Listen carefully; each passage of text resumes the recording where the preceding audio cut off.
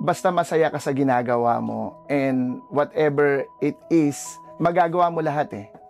Pero kung hindi ka na maging masaya, then you will not be able to proceed kung ano man yung gusto mong goal na abutin.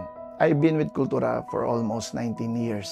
Kultura taught me lahat. Kasi ang daming training na pinoprovide ni Kultura eh. Mostly yon na i-apply namin ngayon sa kung ano yung current status ko ngayon. My personal achievement is yung na-fulfill namin ng misis ko yung small business namin, which is part din si Kultura. Nakapag-put up kami ng small business, we have already 4 units of apartment. Siguro magre-retire ako sa Kultura at a certain age.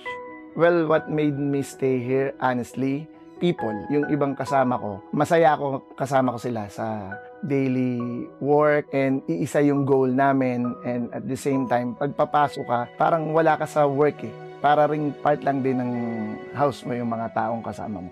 I'm James, and ito ang aking kwentong kultura.